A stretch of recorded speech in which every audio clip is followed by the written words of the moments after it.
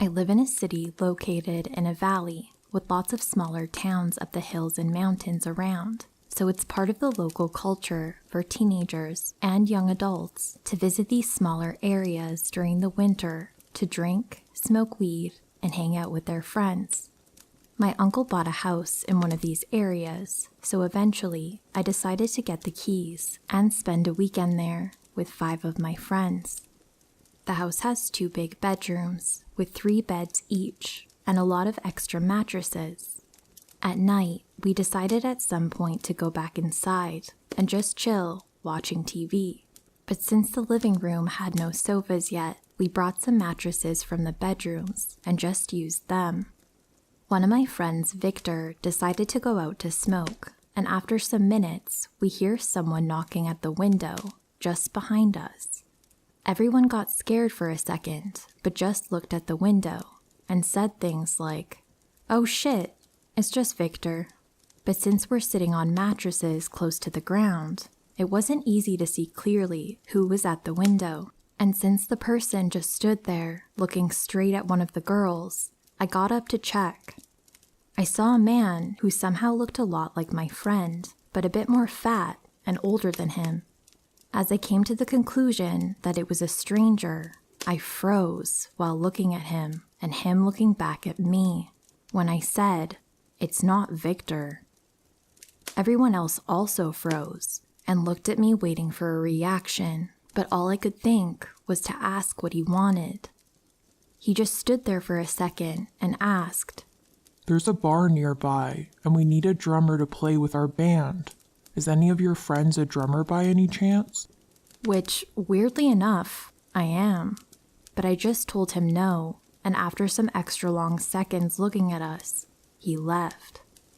My friend came back and we made fun of the situation, making jokes on how it was just him messing with us, etc. Later, most of the group decided to sleep in one bedroom and leave the second for me and one of the girls, since they saw us kissing earlier. We all go to bed, but some hours later, I wake up to the girl shaking me in horror and whispering that she heard something coming from the kitchen.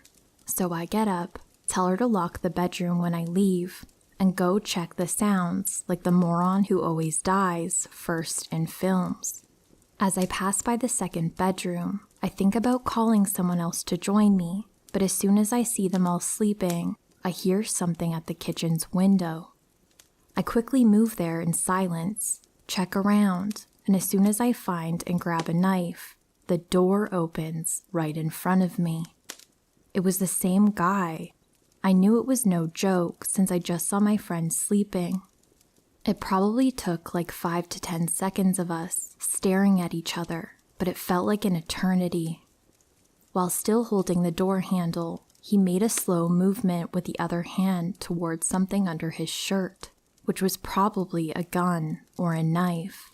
But I also lifted my hand, showing him the knife, so he stopped. The kitchen was quite small, so we were standing pretty close to each other, and at this point, we both knew it would end bad for both if he tried something, so I just shook my head and said as calm as I could, "Don't." He just kept staring at me a bit more, and then finally closed the door and went away. I went back, told the girl that it was nothing and that we should go back to bed. I didn't sleep that night.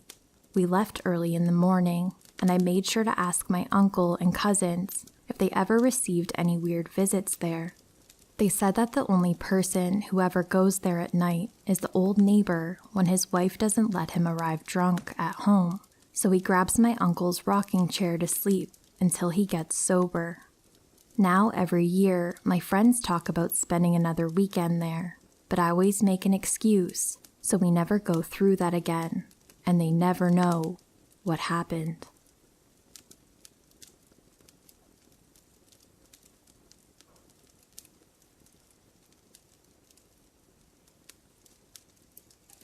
Last year, I was going out for drinks with my friends, but since I had to go to uni the next day, I only stayed till around midnight.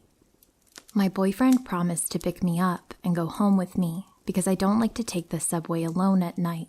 but since I was pretty drunk by then, I took a little too long walking out of the pub. Unfortunately, we had to wait for the night bus with multiple stops since the subway closes on weekdays at night. For context, my boyfriend and I don't live together, but very close to each other, around 15 to 20 minute walking distance. Both areas are pretty shitty. He lives near a train station, many crackheads, homeless, and sketchy people around, and I live in a cheap, bad district with a high crime rate. My building has 2 entrances on 2 different streets because it's a corner building site leading to a patio and then to the apartment building and its doors. To get into my apartment, I have to open 3 doors. I usually use the entrance door that is nearer to the subway and on the side of my apartment. We had to take 2 buses to go home. One drove us to the train station and the next one from the train station to my apartment. After getting out of the first bus, we realized that we would have to wait for around 20 minutes or something for the second bus to come. And since I really had to sleep at home, class the next day, I didn't want to stay at his place. My boyfriend didn't want to wait, so he persuaded me to walk instead of taking the bus, which sober me would have never done. But since I was still drunk, I didn't care how we got home, so I agreed. So we started to walk home and passing a few sketchy people, mostly people selling drugs, etc., but nothing really bad. Then I saw a guy walking in our direction, and I somehow got a bad feeling, so I told my boyfriend that I wanted to change to the other side of the street because I didn't want to walk past him. Suddenly, the guy yelled, "Hey!" as if he wanted to ask us something, but we ignored it and continued to walk.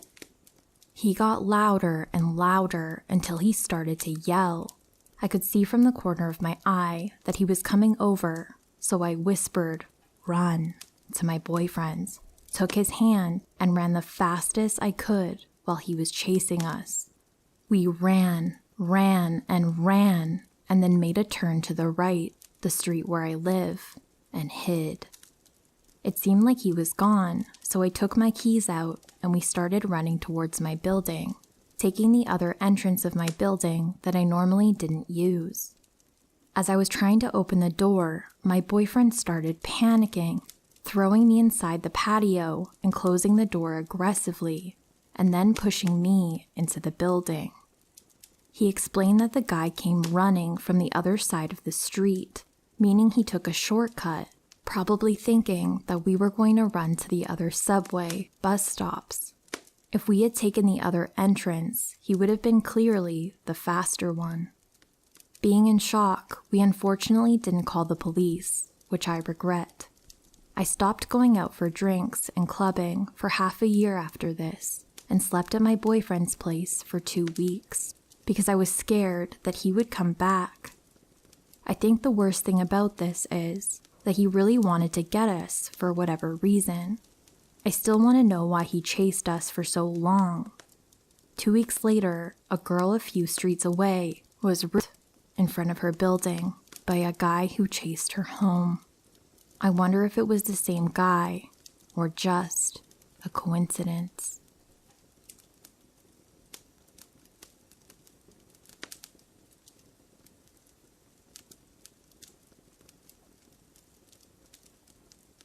In Orlando, Florida, I was staying at a resort in Disney World.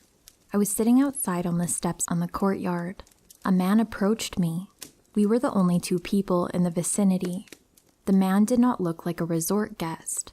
I stood up and he began to talk to me. He asked me what my name was, and me being on the spot, I stupidly told him. He smiled creepily. He asked how long I was staying there. I told him I didn't know. He continued to talk to me, making me more and more uncomfortable. I just wanted to go back to my room and hide. I wasn't giving him detailed answers when responding to his questions, but when I'm on the spot like that and someone I don't know asks me a question, I answer somewhat truthfully. I really don't want to answer truthfully, but it just comes out. I say it's probably due to anxiety. I wish I wasn't so honest to random people. If I were to hightail out of there, he'd probably be able to catch me. The man had graying hair. He was tall and muscular. He did not look attractive at all. His questions kept getting weirder, like, Are your parents here? And What room are you staying in? dusk began to fall. So many red flags. I'm quite a shy person with people I don't know anything about. I tend to give them one-word answers if they ask me any questions. At this point, I wanted to leave, very badly. The man got real close and stared into my eyes, making me even more afraid. He was close enough to grab me. Just then, the door leading to the courtyard opened. I felt scared now. I turned, expecting to see one of the man's friends, but in fact, it was the opposite. It was my amazing great-uncle. Out of all the people staying at the resort, my great-uncle came out of that door. I was saved. The man smiled at him, an unsettling smile. My great-uncle knew something was up, so he told me that my parents needed me for something and that I should come with him, and so I did. My uncle held out his hand, and I took it, walked past the creepy man. I shivered as I noticed his eyes following me. My great-uncle asked if I was okay. I told him I was a bit scared. My great-uncle asked who the man was, and I told him I didn't know. We were headed to my grandma's room through the vast courtyard. We walked hand in hand on the sidewalk that led to more of the rooms. I kept looking over my shoulder. The man was still standing at the steps, looking at me and smiling. I believe that my uncle knew what the man's intentions were, as did I. The man was probably falling for me. In other words, he possibly was a diddler. I'm so grateful that my great-uncle was there to save me. This happened on winter break. I was 17, and I still am. I still think about what happened to this day and shiver at the thought of being diddled. I mean, who doesn't? When we got to my grandma's room, I told my parents everything. They were relieved that I was safe and unharmed. I was, too.